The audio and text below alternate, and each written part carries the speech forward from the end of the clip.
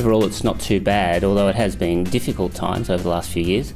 The market's still fairly soft in general, and there's still so much uncertainty out there, particularly because of the problems in the financial sectors.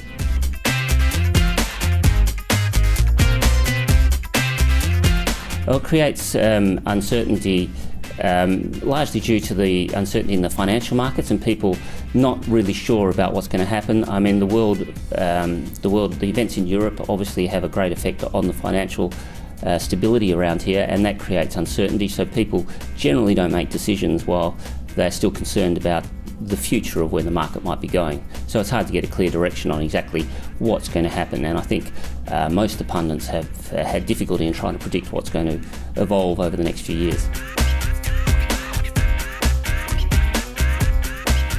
Well, I think we can see a steady recovery. We certainly aren't going to have a strong growth like we had leading up to the GFC. It's going to be a steady recovery. I think it's going to be a stabilisation, which is more like we've seen over the last couple of years. And this year is showing a slightly better trend over the previous years. So there has been a reduction in values across the board in general, but this year we're starting to see some positive signs returning.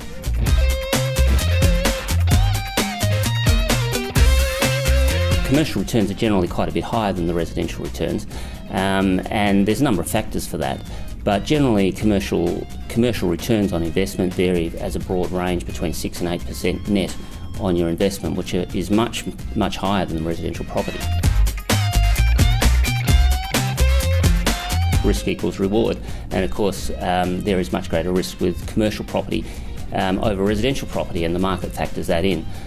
With a residential property, if you have a tenancy go vacant, there's always usually a tenant to replace that. With the commercial property, tenancies can sit vacant for some periods of time, depending on whereabouts in the cycle we are, what the market's like, and whereabout the property is. So there is definitely a much greater risk in the commercial market.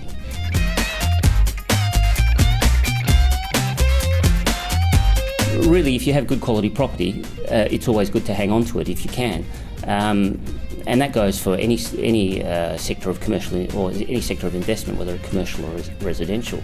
If you hold on to property long enough, you will generally see growth.